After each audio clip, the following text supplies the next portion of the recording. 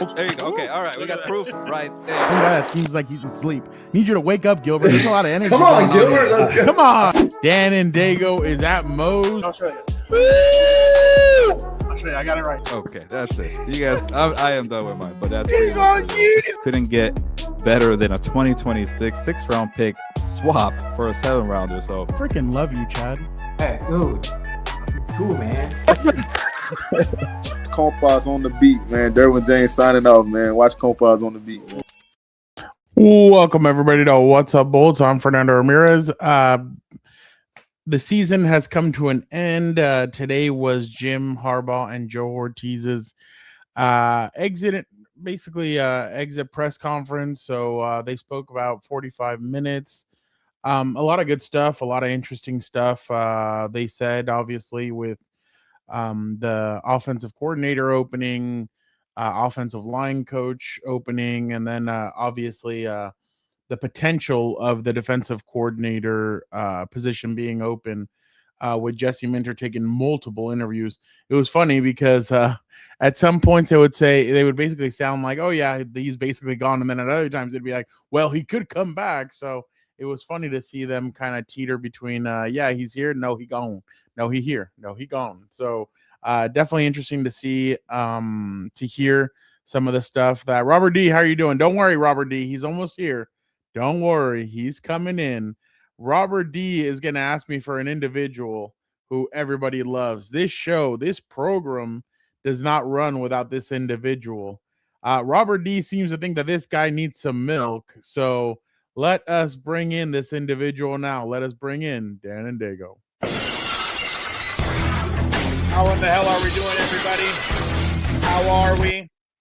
Let's see what kind of, oh my goodness, fitness. I don't know.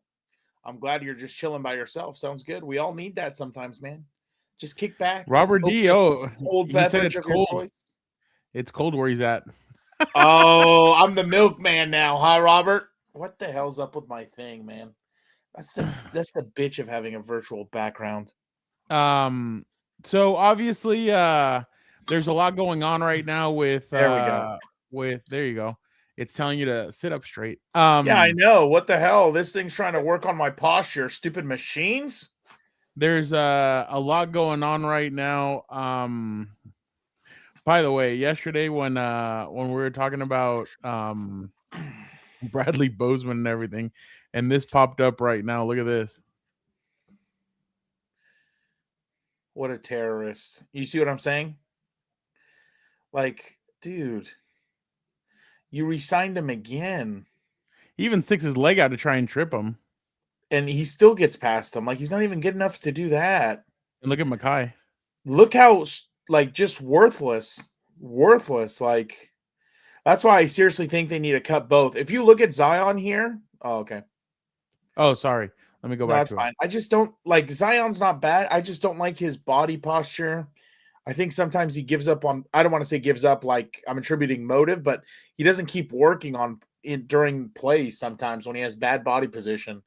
And that drives me crazy. That drives me crazy. Before we start on the show, Dan, this is Chicago. Wow. Who's going up there? The Rams. Oh, no. Wow. So his lineup is going to freeze for a while after he gets through that game. Is that a Saturday or Sunday game? That is the Sunday game. That's crazy. Good. So I can watch it. That's going to be hilarious. Eric's not going to be thrilled about that. He's not happy with the weather. Eric's been a little angry lately, don't you think? I think so, but I don't know why. No, they don't have a dome. It's outside. I still think football should be played outside, but I mean, whatever. I'm going to hear about the Ice Bowl 1,001 times. Jeez. But what was I going to say? Oh, I don't know why he's angry. Everyone he loves is in the playoffs still. So maybe after this weekend, he'll be pretty sad. So, damn it. So a lot happened obviously on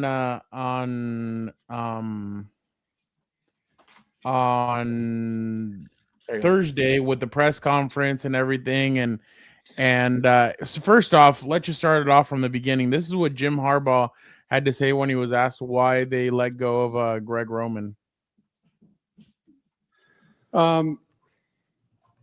A fresh start, a new direction, and there's two sides to every story. Football, it's probably 50 sides, 100 different sides. Even per play, 70 plays on offense or defense.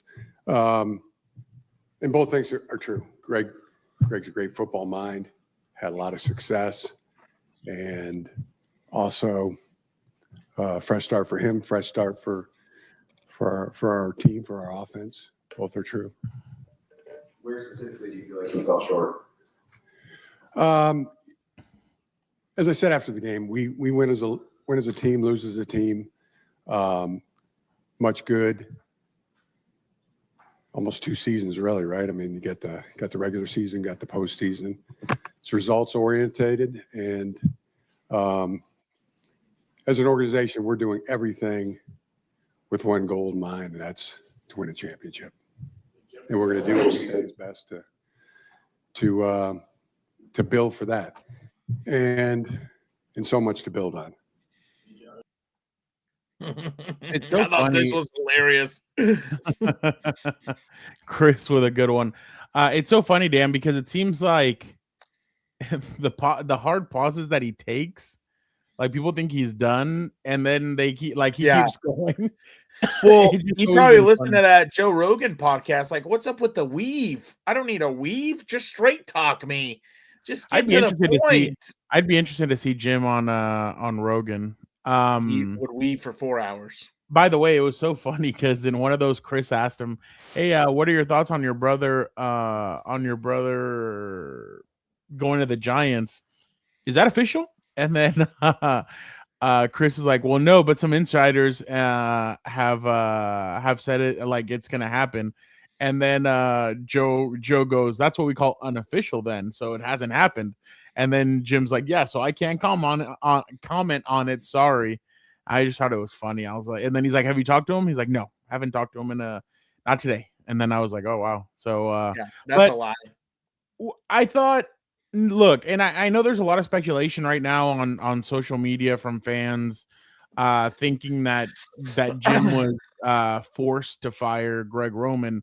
I don't see it that way, just because I know what Jim's end goal is, and that is to join that elite company of winning a national championship, winning a Super Bowl. Jim's not going to leave until he wins a Super Bowl. Like he's dead set on it. So I feel like he knew that he was they had an outdated offense, that there was a lot of mistakes. I'm sure there was a lot of frustration. I mean, Dan, I've shared with you what I've heard of things and stuff that's happened around there, but there was a lot of frustration from players, a lot of frustration from a lot of different people about the system that obviously Greg was running. Again, like you've pointed out, even since last year, they didn't have the horses to run what they were running, and they were still running them. He would, like, it's funny. There was a couple times that I thought they didn't even try that formation where it's Trey Harris out at receiver. They have Tucker Fisk, another tight end, and I can't remember who else.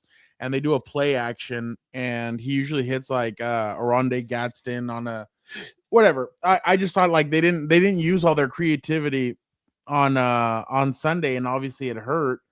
But I just feel like Jim knew that it was time. He needed to go get something new. And I had said it from the beginning. I thought Jim needed to not bring Angel. I'd be very surprised, to be honest. Shane Day going where? Their quarterbacks coach. They just interviewed him for their offensive coordinator position. Oh, gotcha. They interviewed Marcus Brady, who's their passing game coordinator. But I was thinking usually, of Ryan Day. My bad. No, guys, remember what happens at first? They always you always interview the Browns. They interviewed Tommy Reese, and they interviewed Jim Schwartz first, and then they go and you go look at other guys. Yeah, but who knows if he's an offensive coordinator? I mean, remember, it took 3 chances to finally realize, hey, maybe Norville Turner is not a good offense or not a good head coach. Maybe he's just a good offensive crazy. coordinator. He got 3 stints. That's wild. So sometimes you need to know some guys are some. And let me guess who was the last one? The team that was formerly in San Diego. Yeah, exactly. Just a bunch of dumb so Dan, I don't think he was forced into it. I think he knew. I'm sure he spoke to his quarterback and there was frustration there. I'm sure there was frustration with a lot of stuff, but I thought that he knows exactly what he needs to do to win a Super Bowl. And look at the teams that are winning it. Teams that are innovative, teams like the Chiefs. Andy Reid reinvents himself almost every other year because of their personnel, because of injuries, because of any way he tries to reinvent himself. Kellen Moore with Nick Sirianni, they had a different style of offense. So yeah, there's just different there's different ways. No, I really don't think that you guys should be concerned with Marcus Day and Shane Day. Or Marcus Brady and Shane Day. I'm hoping I'm wrong, but I think you usually get the in-house people first. Remember when they fired Brandon Staley, the first person that they interviewed for the head coaching job was the interim Give Smith. Thank you. Yeah. And Angel, no, before Dan, I'm going to go to you right now. Angel, people are saying or wondering because Jim said that he hasn't talked to Justin since the game, and people were like, "Oh, that's really concerning." It's not. He's giving him space. I'm sure Justin.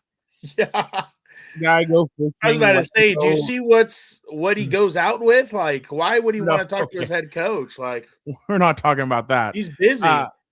But I'm sure Jim is giving him space, letting him go decompress, letting him get away for a little bit. And I'm sure that's what happened last year, I believe. I think Justin took 2 or 3 weeks off, came back, and he was back in the building watching film, working out, all that stuff. So I'm pretty sure that's space. Yeah, that's exactly what I'm saying.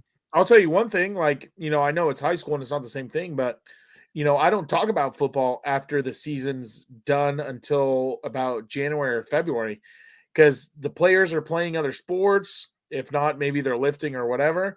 But you try and let them get that reset because, as you can imagine, football's a grind, man. There's no such thing as load management in this sport. They're not soft like the NBA. They have an intense schedule.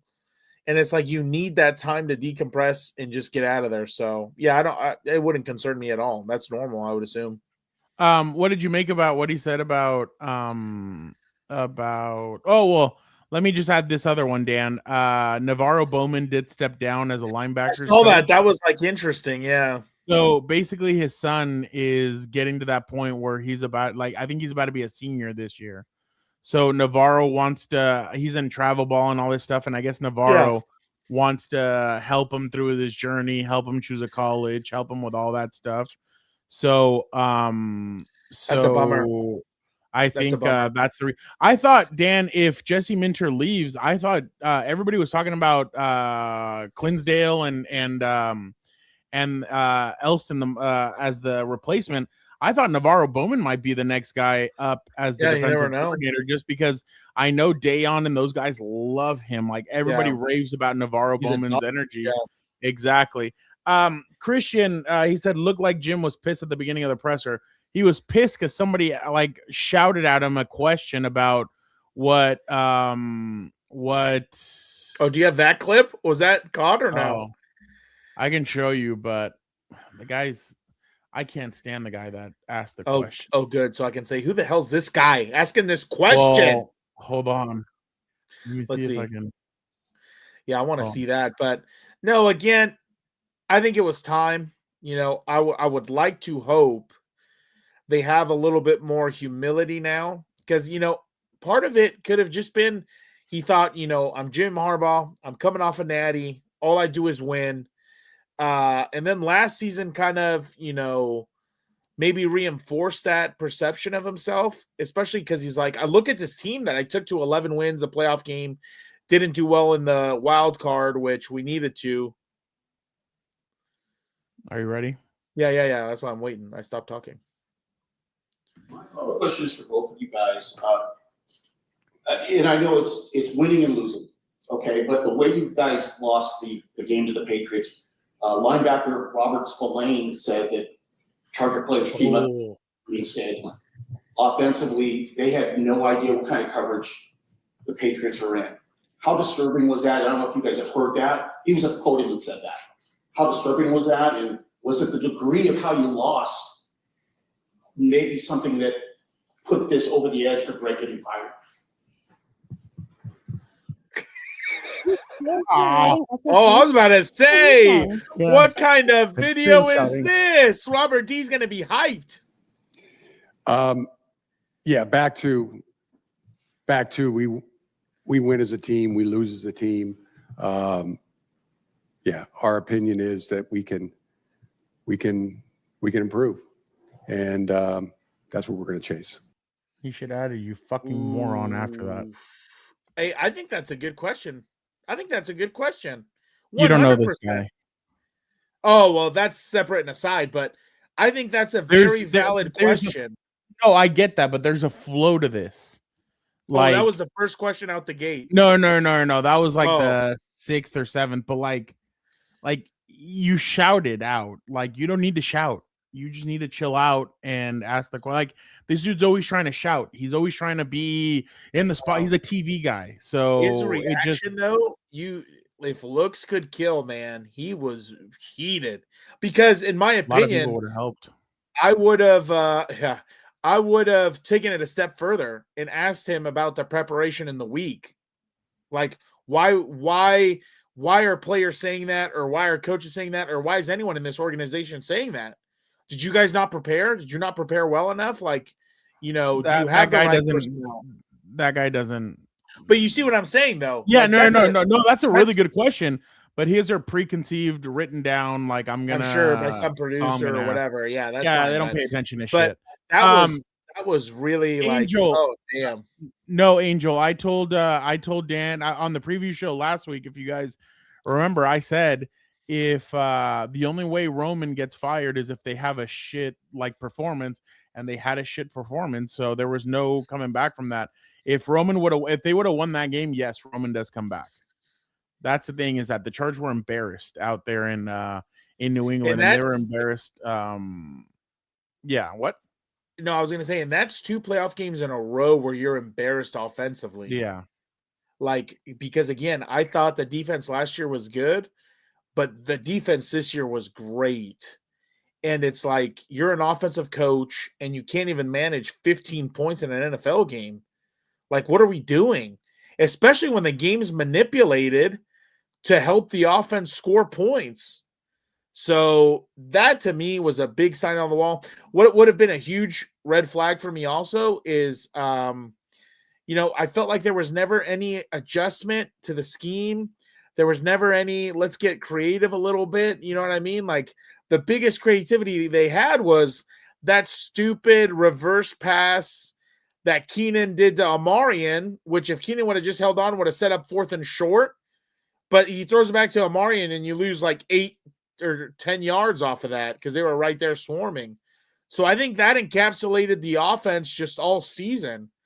Just disjointed, not working together. And again, from the tape we've watched, I don't know what the offensive line's rules are in pass pro, because again, you can't guess those things. Like, maybe they're doing their job, but there looked like there was a lot of confusion always, and that's a problem. You can't have that. So besides the fact that the players up front weren't very good, you can't have them not be very good, and then on top of that, confused on what to do. So it was time to go. And I think Keenan, damn, I just read that. I can tell, Jim Harbaugh's not stupid either. He feels the heat. It's starting to get louder. And he knows he would have been basically dive bombing at himself if he would have kept Roman another year, even if he thinks he's good, even if they're, best friends or whatever. And the thing about Jim Harbaugh, in my opinion, obviously I don't know the guy. I've heard stories from other people in the coaching profession. You guys would get along.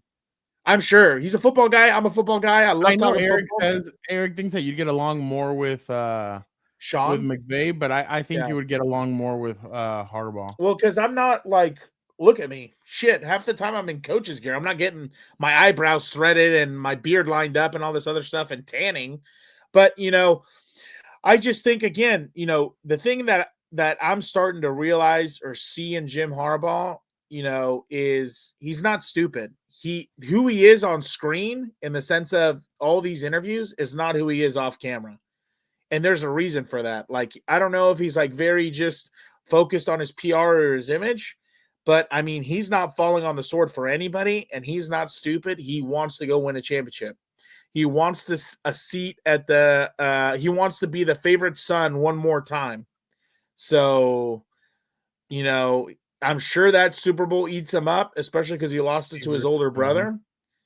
So yeah, I think he knew it was time. It's almost like that, you know, I would hope it's like that, you know, what's his name?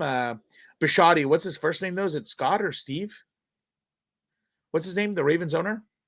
Oh, well, Bisciotti. whatever. Yeah, but his first name, well, who cares? It's like what Bisciotti said when they asked him if John Harbaugh would have been the coach if they would have won that game. And he said for another week, it should have been the same mentality with Greg Roman. Like, he's not the guy.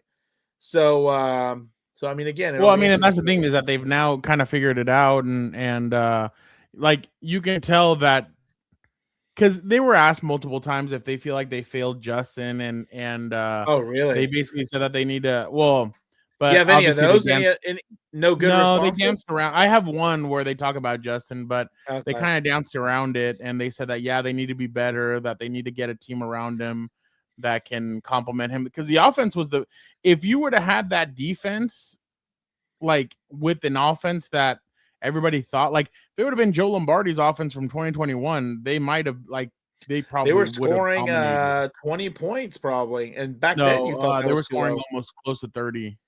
Damn. Yeah. No, and Angel and you guys are wondering, by the way, I don't know how to say your name, but if you ask me about McDaniel, I'll get to that in a second. We're going to go to that next clip. But yeah, I do think that Jim probably saw that Robert Spillane clip, and he was furious when he saw it, because these guys see everything.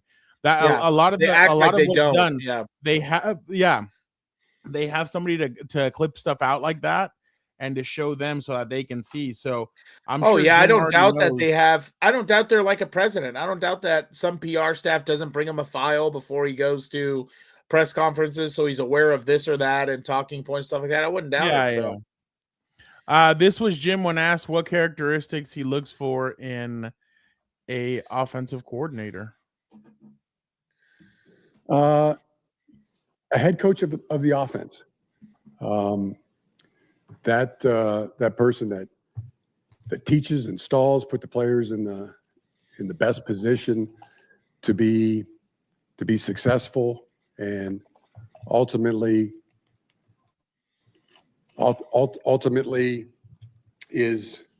scores points. Number one, the same that I would expect for myself. If we think that we can better ourselves in an area, and if I'll tell you the same thing, Joe. If you think there's a better head coach, then we owe that to our team. And my job to build the team, be the team builder that is growing, is ultimately going to win the championship. That's the only thing that we're building for. They said championship numerous times, and again, that's where they're going with. Look, the reason why I feel like, and I said it last night with Gilbert, Vic, and Dan, is be a team that at least scores 17 points. Exactly, that's what I said.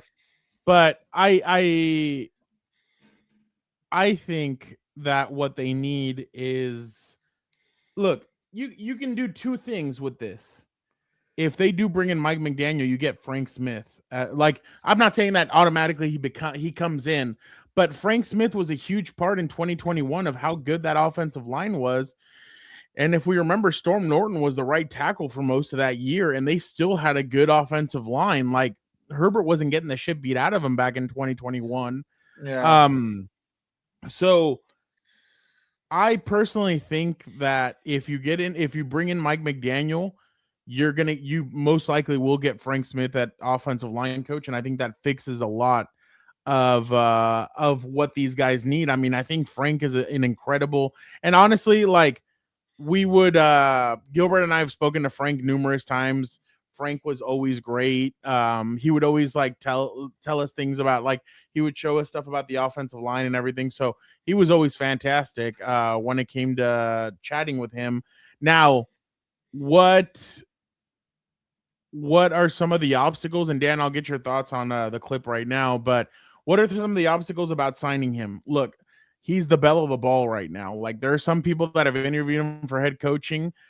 I truly believe, I think the Detroit Free Press said that he would be okay sitting behind another head coach, being the OC and getting back to learning and doing all that. So I think that's what he's going to want to do. I think maybe I'd be surprised if he got a head coaching gig.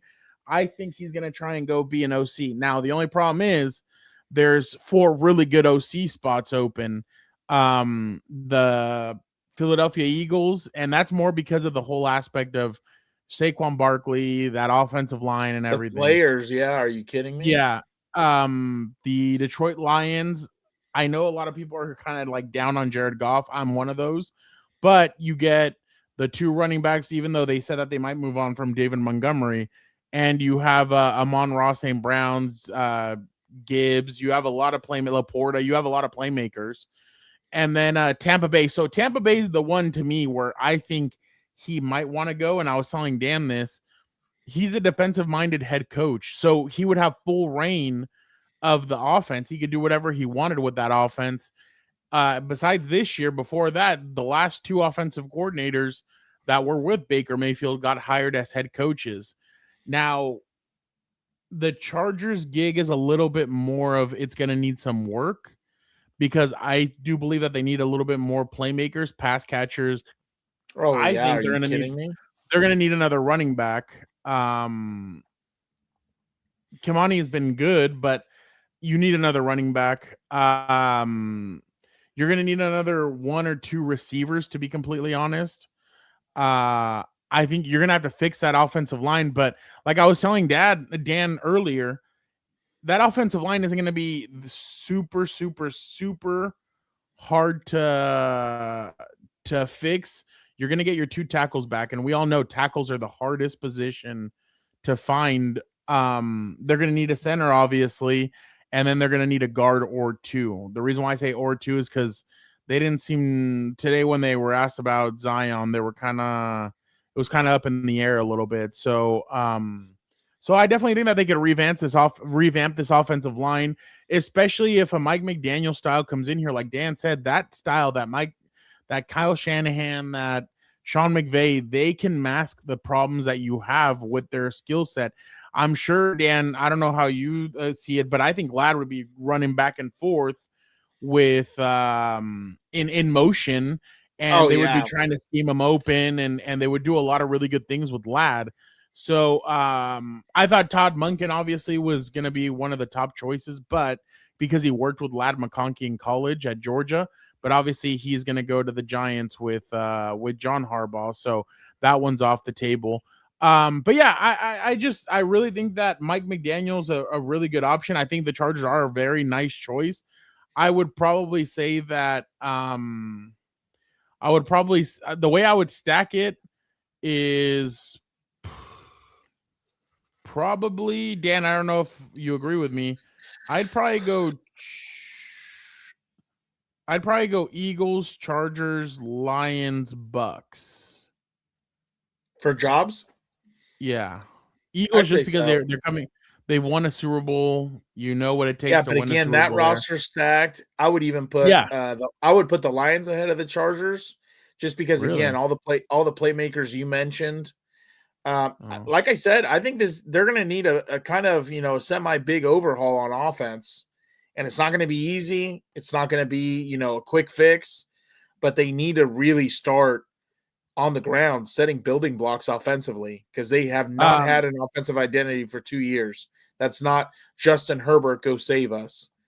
You know, one of the comments was pretty interesting because it said literally, you know, if Herbert wasn't a hero, we couldn't win these games. And that's the problem. Your offensive identity cannot be one player. That's not winning football. It doesn't happen.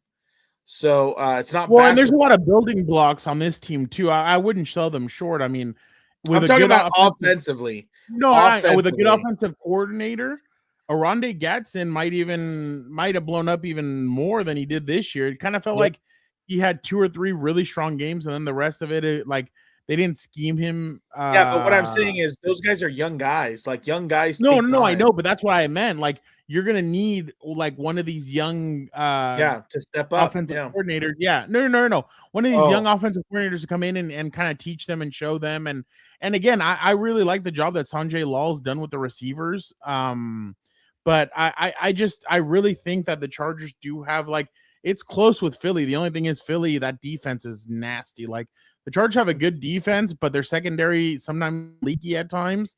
Philly's defense is very very tight knit. But dude, did you hear about the Sam Darnold stuff? Real quick. What's Sam Darnold? He came up today on the injury report with an oblique injury and that he's questionable for tomorrow. The offensive coordinator says, who's the dipshit the guy that you like, the quarterback? What's his name? The one that was on the Broncos? Drew Lock. Yeah. He's like, he basically said Drew Lock took most of the reps in practice, and now they're like, oh yeah, we don't know. Like, it's crazy. Like he hadn't even appeared on the injury report or anything. Wow, so that's like pull up the day clip. How the hell are you gonna get fired on your day off? How do you get hurt on your day off? Like, I don't know how. Like, dude, you're coming off of a freaking, like you said, what an idiot. You were on the you were in the bye week. I mean, hold on, I know this is a Charger show. I'm sorry, but I need to hear. And I think we all need to hear how Sam Darnold got hurt. Real quick, Christian, I do have some, and I can share some in maybe in a couple months. I just need to make sure we're all good and everything when it comes to that stuff. But yes, I usually do share stories on here, so I will share one. There was one where Fugazi, forget about it. Let's see what he said. Yeah, obviously, just in routes on air, just kind of felt a little something about oblique. That's bullshit. Routes on air. Wasn't the day to push it, so that was it. So just came inside, got some rehab, and feel like I'll be ready to go for Saturday. That was just today that happened? Yeah. You ever had anything oblique issues or anything before? No, never had oblique issues, but it's fun. It's like his back? Saturday. Is this on like throwing side? It's like core. It's just on my left side. It is what it is, but yeah, again, like I said, felt it on a throw, but routes on air. This guy must be made of glass. Saini, I don't think the Chargers are going to trade for Brian Thomas Jr. because they only have 5 picks in this draft. I'd be very surprised if they trade any of them away because they need he's not drinking enough milk, Robert D. Clearly. They need they're going to need all those draft picks, but no, Christian, and that's why I'm saying like I definitely need to I can definitely share some stuff. It's just little by little. I mean, I get a story that I do have for you guys. I just need to wait a little bit, but I mean, Dan, you know the story. I'm sure, but of course I forgot. So I'm sure you'll tell me off camera. Okay. All right. But yeah, there's a really good one. I'm just yeah. All right, let's go with the next clip and see what can't remember what this one was. But I always laugh every time you put that in the chat. I don't know why, Robert D. Kills me. Times we did, yeah. Times we did. Times we did. Oh, here they're asking if they feel like they've failed Justin Herbert. And we're here today, this week, and it sucks. All right. We don't want to be here this week. All right. We want to be here 4 weeks from now.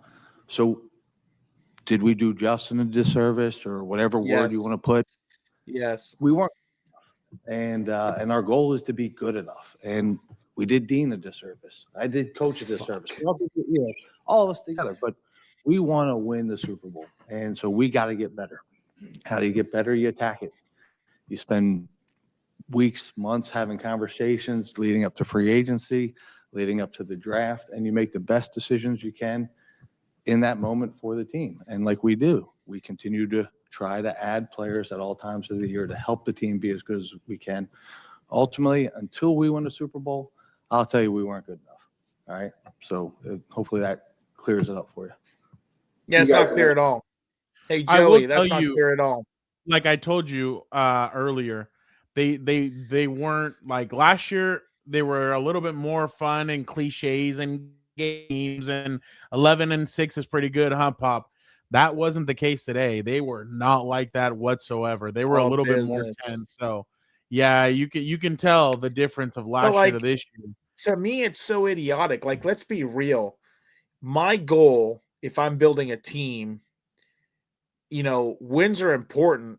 But if I'm winning 11 games and my quarterback's hitting hit 200 times in a season, who cares how many games I won? He's getting the shit kicked out of him. Who knows how much longer he can last? Like, it is an unsustainable rate. Let me send you this photo so you could pull this up. I saw this the other day, and I thought it perfectly encapsulated kind of the season and everything Saini, I'll just say two players. One player questioned the other player's toughness. Oh, yeah. That was really good. But so I sent you the photo, if you could pull that up. I'm not even talking about the past. I'm talking about 2 years of what I've seen from these people in the organization. You've won 11 games, but at what price both seasons? You haven't gotten better offensively in 2 seasons. You still haven't added offensive line help or at least rotated to see who's going to be better. You know what I mean? So, all this howdy-do of we're not good enough. We failed them in some ways, but did better in the other. Like, look, this was basically the end result. Obviously, this is AI. It's not a real photo, but that's what he's basically feeling like at the end of the season. How is he supposed to take out his incredibly beautiful Rich for whatever reason? I don't even know what she does or, besides the fact that she dates the quarterback. No. I don't know what her whole thing is, but that's the end result. How is he supposed to wine, dine, and 69 over there? Like, what are we doing? Okay, we're not talking about that. But, it's just... Oh, she was on Jimmy Fallon. I don't care. Again, I don't even know what she's famous for besides, him. Okay, we're not doing that. I didn't say doing him. I just said besides him. But supposedly she's good at chess, but I don't know. But... so I really like some of these press conferences or some of these statements. I'm just always like, this is just so silly. Like, you're telling me the whole offseason, you said this is our starting center after the tape you saw last year. There's no way. Like, I'm sorry. I have a hard time believing that. You're telling me based off the tape you saw last year, we'll just get younger receivers and playmakers and get some retread vets on the cheap, and hopefully that works. Fat lot of good that did you. So, again, I hate the double speak that in my opinion, you hear out of them sometimes. Don't tell me competitors welcome when you're trotting out the same guys up front who are absolutely terrible. I was a little bit disappointed in Andre James, right? Yeah. Okay, good. Because I always mess up that guy's name. I want to call him Carter or something else. But, I was a little bit disappointed when he went in there for the Bronco game because I thought he was going to have a little bit more. Trevor Penning a little bit also. But I thought they were both better than Bozeman and Mackay. They at least stayed in front of their guys a little bit more. There was no free hitters in the A-gaps. Yeah, hit the like button. Thank you, Jeff. I always forget. Thank you. So I hate when they do this stuff because it just pisses me off. I'm like, don't tell me you couldn't find anybody else. Exactly. This is, oh, wow. The QB school. Yeah, I follow them also. I have to look at their stuff. But it's just ridiculous. Like these what's his guys. name? No, I know who it is. Oh, okay. These guys are getting him killed. What do you think about this picture? It's embarrassing to me. Does it make Seriously. you sad? It does, because again, in my opinion, He should be winning Super Bowls. Yeah, that's how talented he is. In my opinion, or at least being in the AFC Championship, but I'm with you. I've seen the work ethic. Like Oh. I've been around him. I've seen the work ethic. Like this guy should not be getting One and kicked out done. in the Yeah. first round. He Well, should the not other- be missing the playoffs. By the way, for all you Dodger fans out there, Kyle Tucker No one cares has about just signed baseball. with the Dodgers. No one cares about baseball. So there you go. Breaking The news from biggest- Jeff Passan. The biggest thing, okay? Yeah, because you almost made me forget my point when you're talking about baseball. No one cares, Sorry. dude. No one cares about baseball. But the biggest thing, if you are going to have young receivers, that offensive lineman better be elite. Those offensive linemen better be elite. Okay? You cannot have free hitters in the A gap because you have a dipshit at center and a dipshit at guard, and they have, they're clearly not communicating well enough. And then you're just letting guys rush them freely. You have too many pigs on skates up front, and that's the problem. You can hide it when it's one guy. You can hide it, let's just say, when it's maybe two guys. But when it's all five guys, you can't hide it. And I'm not even going to be crude.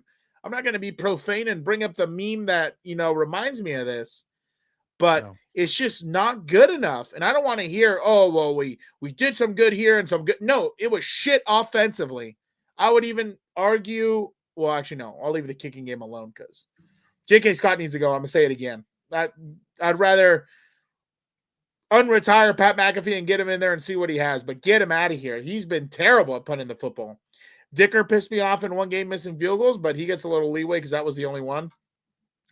But other than the defense this year, it was a total failure. Offense, let me look through their scores right now. It's embarrassing. Your best player was your running back, and it's basically dump offs out of the backfield and stuff like that. That's like what the cheese eating bastard tells you. Like your leading rusher's your quarterback. It's a joke. The problem and the cheese eating bastard sees it. He knows he knows ball. My ass, and so can he. But your receivers were basically a non-factor all year. I know you get excited, you want to hype out first round picks, but sorry, I'm not. I'm still holding my breath. Let's see. Let's see what else Jim had to say. Yeah.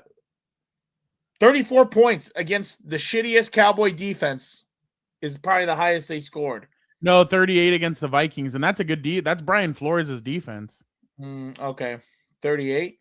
Yeah, you're right. 37. You got to look internally and externally. I do. Oh, so they're asking. So, Dan, one point I wanted to make is that this is how smart, in my opinion, this is how smart I think Joe Hortiz is. He was asked if he's just going to look at internal candidates if Jesse Minter leaves, and he said he wants to listen to both internally and externally. Why externally, Dan? Even if they already know who they want, listen to why. This is interesting.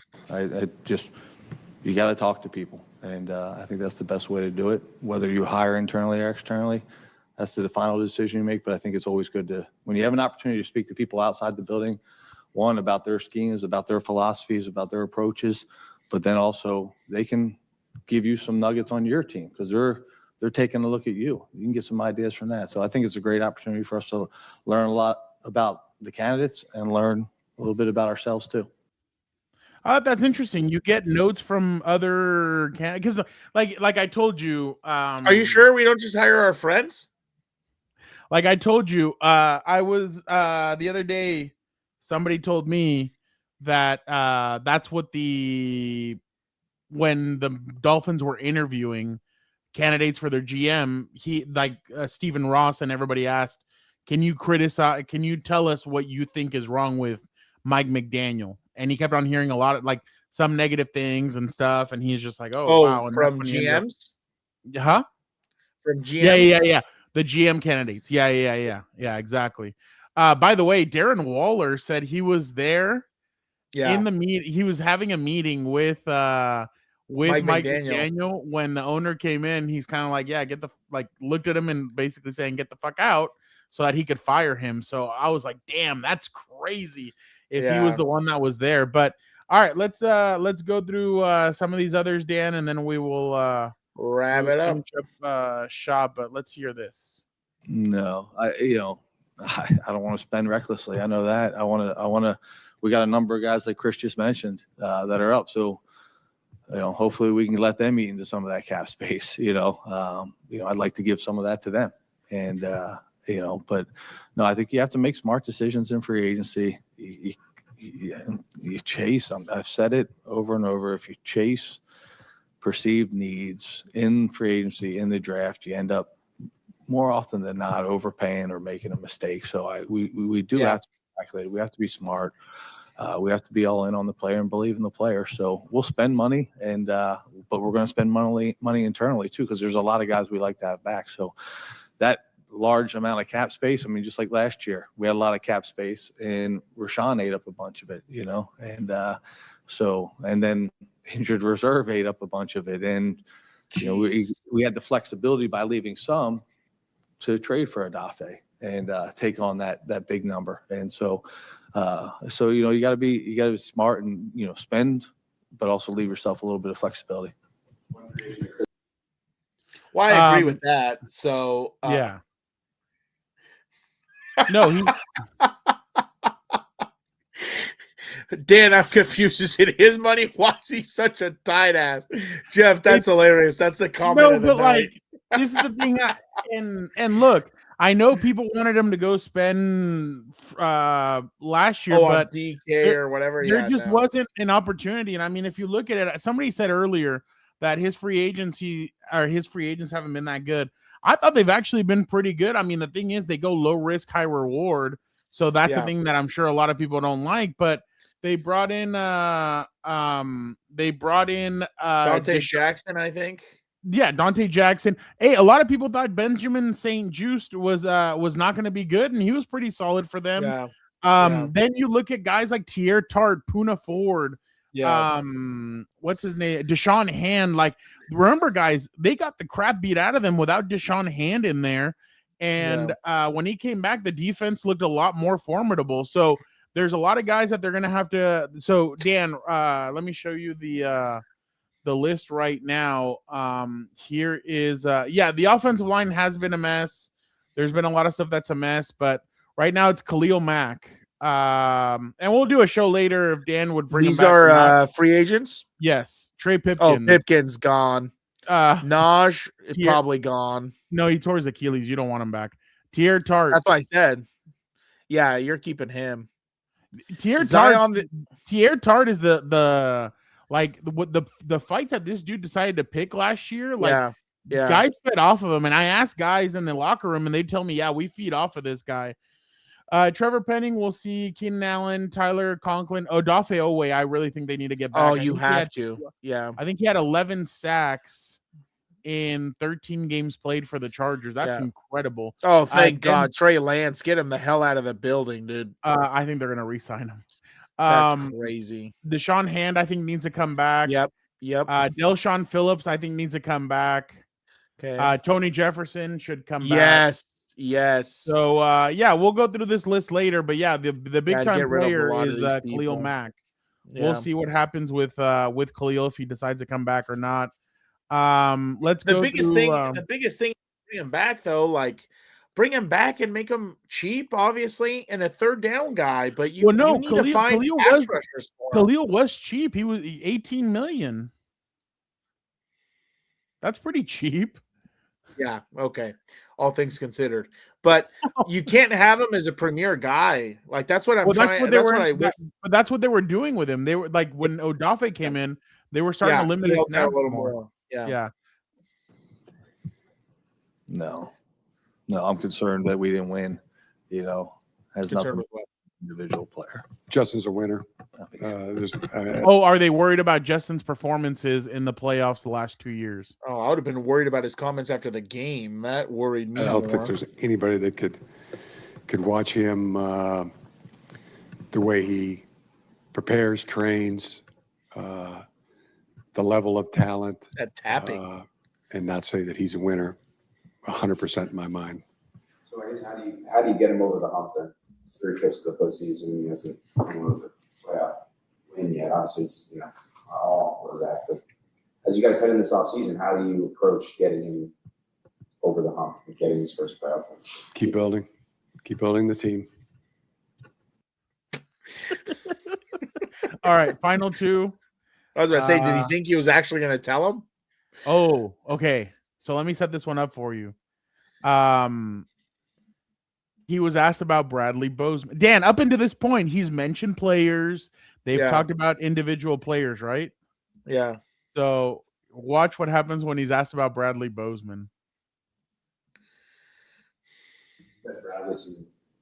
I'm not going to get into individual assessments of players. I don't want to go over 53 players. So that's something we do as a staff in the offseason. We talk about it, but I'll say this. Every one of those guys fought their asses off for us this year through a lot of adversity. Every one of them. Get the fuck out of here. We can prop up whoever we want. They all went out there and busted their butts and helped deliver another playoff appearance. And I am so proud of that. And I'm so glad. That's why we coach the game. I have Playoff fucking appearances. That's great. One way or the other. If you want an assessment, that's a universal assessment on 53 plus the practice squad guys. I thought they all did a great job fighting, competing, doing the best of their ability to help us get into the playoffs again. They showed up on Sunday and broke a sweat. Tucker was there. Sense of urgency and turning into getting pieces. But I see that same thing. They see the same urgency that we have, genuine that urgency. Not gonna go through. Oh, here we go. Hold on. I'm Bradley. No. To that question, urgency, aggressively attacking it. I'm Bradley. No, I did not. I agreed with Joe. Not gonna go through specific players, and it's not the time to do that. So he asked him, do you have anything to say about, oh, shoot. Right after that, he asked him, do you feel like you need a new center? And they basically say, Jim says, they're going to be looking at every position, not just one. They're going to look at everything to see what they need to change.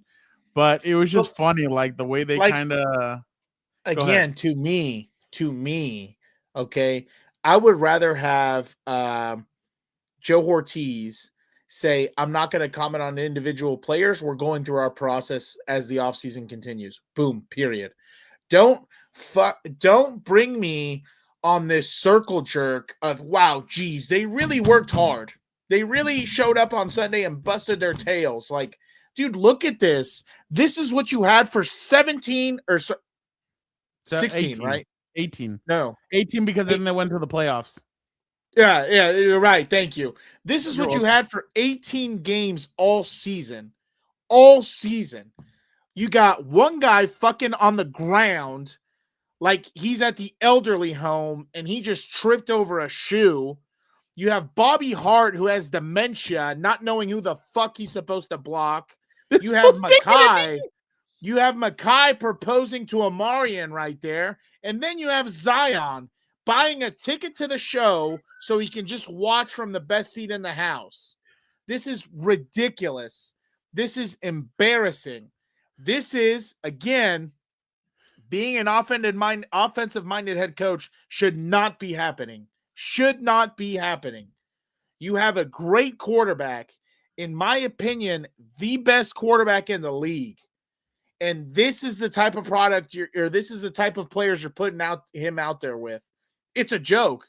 You give them a Kai signing a little bit of leeway, like, okay, he's coming off a Super Bowl team. He looked good with a Super Bowl team. Whatever. It didn't work out. But why not make the change? That's my problem. Look at this. A-gap fucking pressure. He's not even coming from depth. Go back to the Unbelievable. beginning See of that. middle linebackers. He is lined up in the A-gap, and you have two dipshits who can't figure it out. Look at him creeping. Look at him creeping. So that tells me this is probably Bozeman's guy or a running back or something. So don't tell me they tried really hard on Sunday.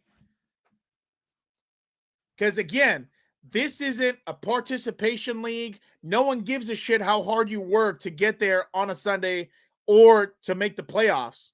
You know, again, this is what drives me crazy. I would 100% rather have a psychopath running my team like Kobe Bryant, like Michael Jordan. You know, my favorite. Yeah, that's hilarious. My favorite football quote is Tom Brady.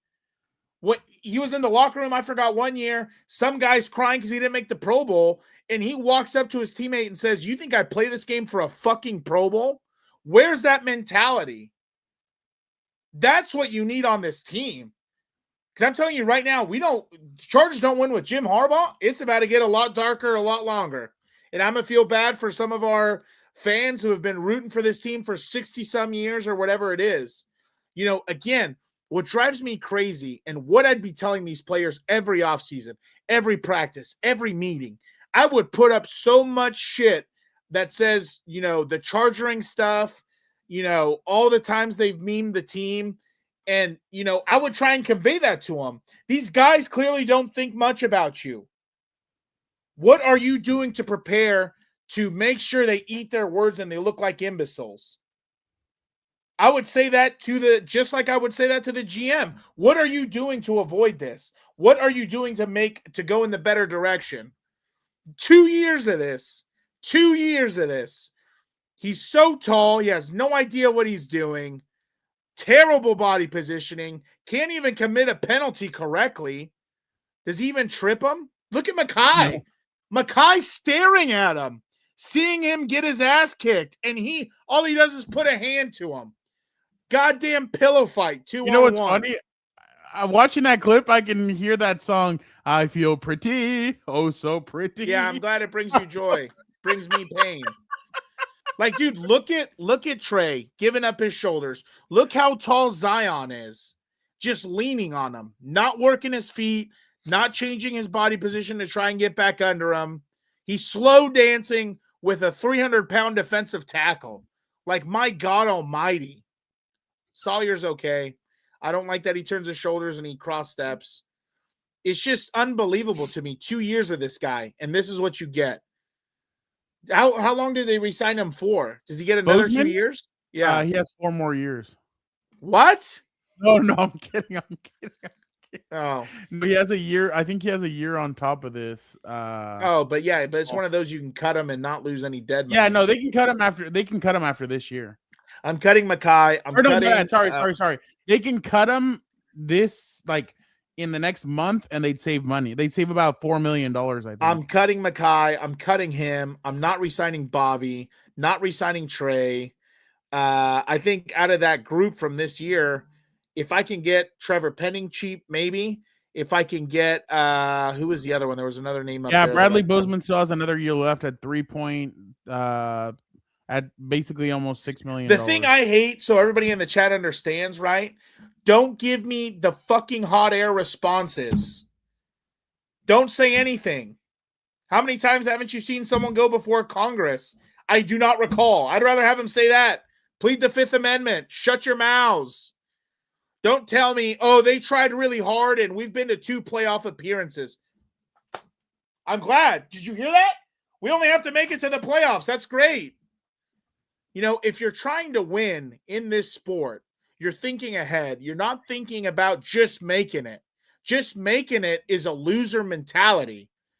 I go to a championship in high school. I don't go to lose. I'm not glad that I made it. I go to win. I go to win. And that's the problem. That's what this organization needs.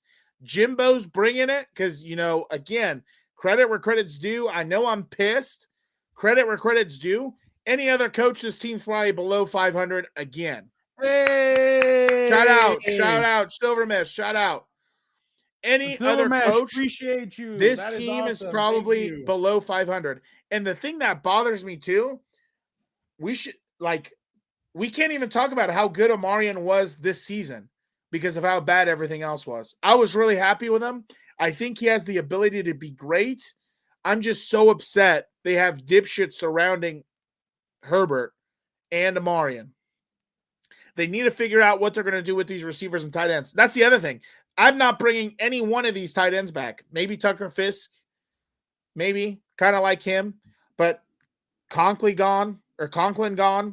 Disley gone. Disley should have been gone since last year, but I guess. I don't know. This offense needs an overhaul. Period. So, I don't know. I mean, I'm sure at some point we'll do a deep dive into what free agents are out there.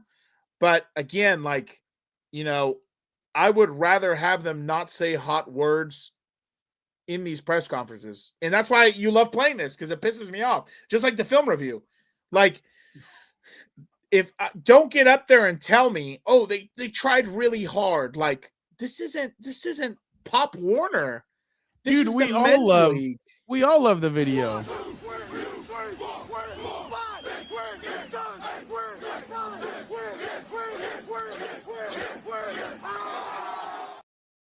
That's one of my better coaching photos too. That's a pretty good one. I But took it. yeah, anyway. Oh yeah, exactly. Thank you, Fitness. But don't worry. Mesh. Thank you, Silver Mesh. But don't worry, Fitness. Our former offensive coordinator thought it was a good idea to put him in there to block. There was nothing more disgusting to me than watching him block. I wanted to kill myself. It was so bad. Dan, It what was do you just what do as you bad. what do you think?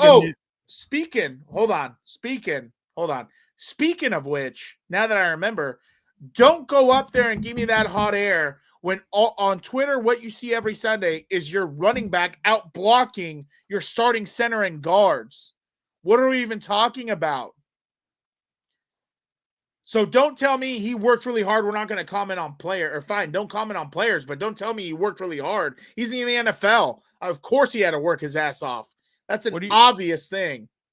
He's not talking about, okay, you need to be in 1x3 to 2x2. No, he's looking at the core, how they try to defend blockers and give a theme, because the power of our whole offense is being able to have overlap so that we can be better at our techniques than they are defending them. So the theme. A successful staff that sustains and develops and continues to grow and push players. We're also a collection of formative, ambitious young coaches who took in a player with a skill set that we didn't know how to use on the front end. We drafted Robert Griffin III, a read option quarterback. We knew he had to have success early. So in that process, we as a collection of coaches had to get into a room and figure out how to coach zone read.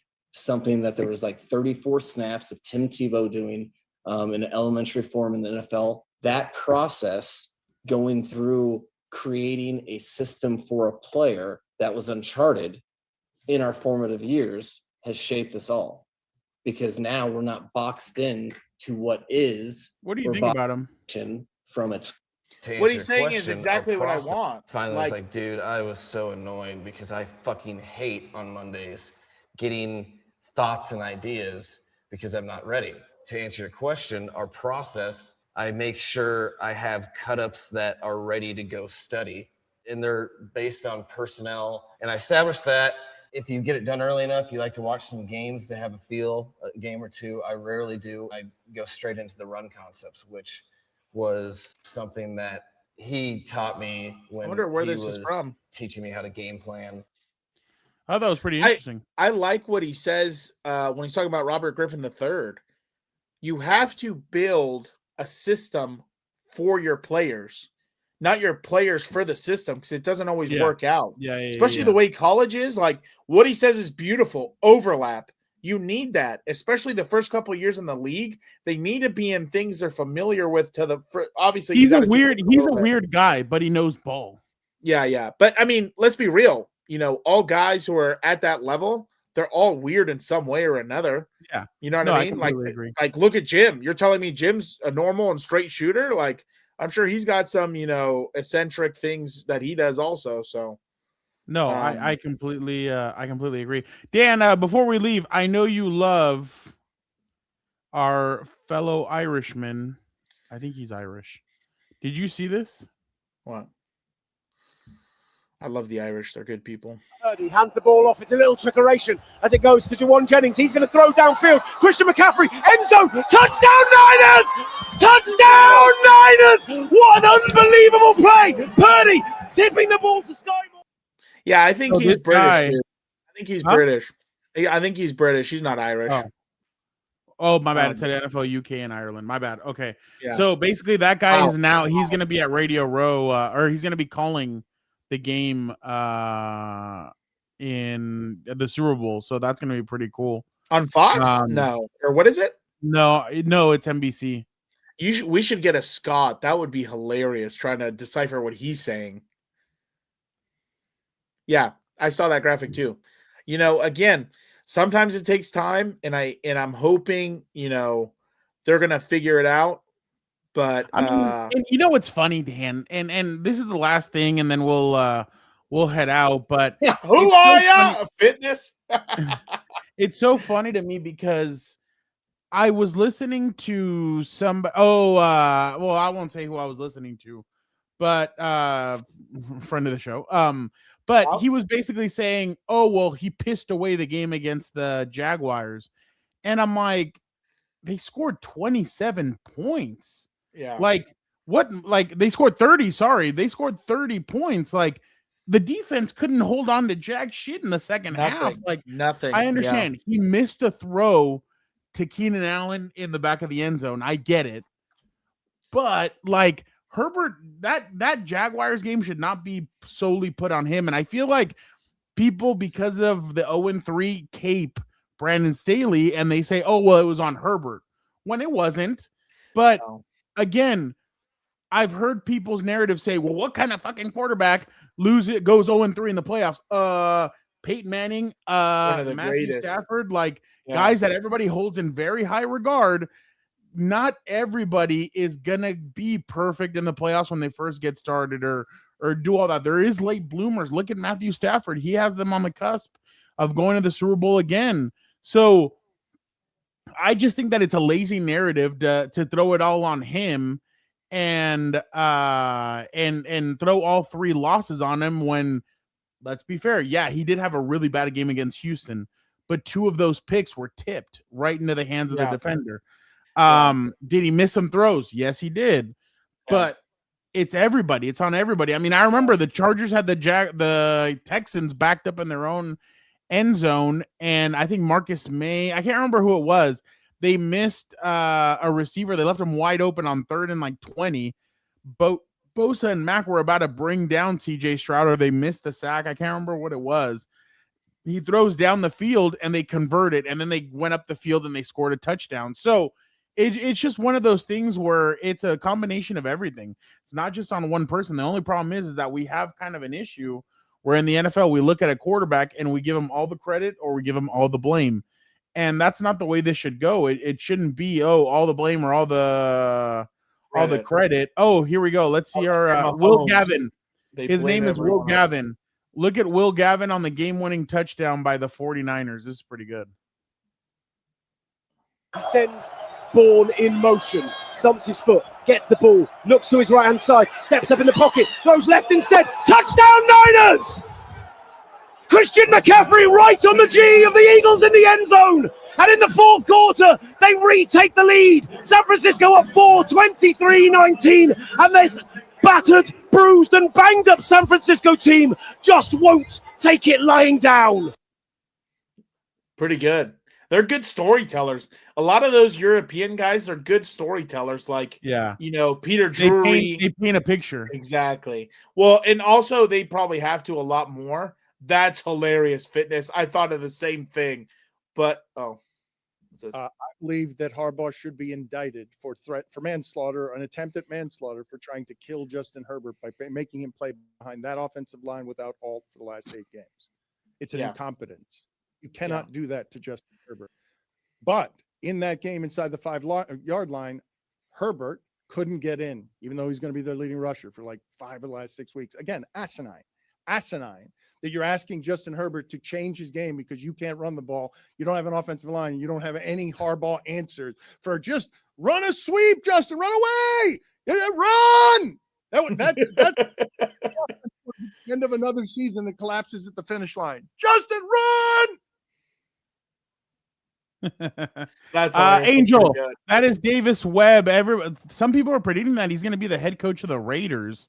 But he's a really young guy. I think he's only like 28, 29, 30. He's a former quarterback. Damn. He was in the NFL for a couple of years. He's their quarterback coach.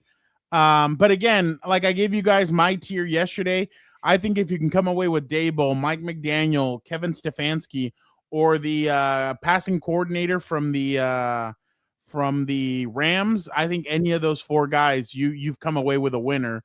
I know that the guy from the Rams is I'm not going to even try and say his name again. I know the guy's very young and he's learning, but he's learned it with Sean McVay. I think he could learn and do a really good job here, especially under Jim and everything. So, and he's getting head coaching looks. So that's what I think. I think that kid, the passing game coordinator from the Rams, I think he should take an offensive coordinating gig and then go to head coach. Don't try and bite off too much that you can chew. But Dan, I think that is yeah, we went long on this one. I know I got long-winded at some point. Well, I mean, it was a fun. Oh, Dan, before we go, sorry, I apologize. Look at what this guy. This guy's a water boy for Notre Dame. Mm-hmm. His name is Juan, and he did That's hilarious. He did he's looking for a water boy gig in the NFL, but he's like, I've made so many memories, been to so many places, and made so many friends. It's been amazing. I'm incredibly grateful for this opportunity. With that being said, I would like to announce that I'm officially entering the job portal with the NFL being the ultimate goal. Thank you to Notre Dame. Thank you for everything. That's hilarious. I was hilarious. Like, oh my God. I'm like, this guy's hilarious. He's been, that's it was hilarious when I read that. I'm like, yeah, that's pretty good. Especially with all the graphics. I thought I saw a funny meme that was like, can you imagine like your job making a graphic for you every time you interview? And I just thought that was hilarious. Yeah. Because you know how they said, we've interviewed so-and-so, and they put up Yeah. No, I completely agree. Everybody, thank you guys so much for jumping on with us. Thank you guys. We will be taking a little bit of a sabbatical if they hire an OC or they hire a offensive line coach or whatever it is. We will jump on and we will discuss it, but we won't be coming back every single week, just because, or every single twice a week or whatever, because we got to get ready for the Super Bowl. We got some other stuff going on. Dan's coaching basketball, so that's fun. But if there's breaking news, anything happens, we will be on it. We'll jump on it. We'll give you guys our opinions. But again, we will be taking a little bit of a sabbatical, but not from the Compas shows. Make sure you guys tune into all those. We will be doing those Lunes Live, the 4 Compas, all that stuff stays regular. And then at the Super Bowl, we're definitely excited because we got we're gonna get some good stuff from out there. You guys know last year we got a bunch of stuff, and last year it was funny because I found Quentin and he told me, dude, I was not leaving here until I got a chance to talk to you. So that was pretty cool. I got to talk to some other guys. Christian Fulton, I talked to him too. I didn't get him on camera, but former Charger Jacob Hester, a bunch of guys last year. We got a bunch of good guys, and since in San Fran, I'm excited because I think there will be more Charger players up there. So we'll try and see who we can get. But again, thank you guys so much. You guys are the best. We'll be back whenever something breaks. And again, you guys are awesome. Thank you guys so much. And guys, in the next few days, I'll be probably next week, I'll be uploading some videos of throughout the season that I have on my phone that from Antonio Gates, and I have a really cool Justin Herbert video, so I'll be uploading that probably next week as well. But yeah, be on the lookout for all that stuff on What's Up Bolt. So make sure you guys tune into that. Again, thank you guys so much. Dan, why don't you get us out of here? Like, comment, subscribe, be a Compatello Compa, and don't forget, even though it's 2026, you'll never find out why John Cena became The Rock's bitch.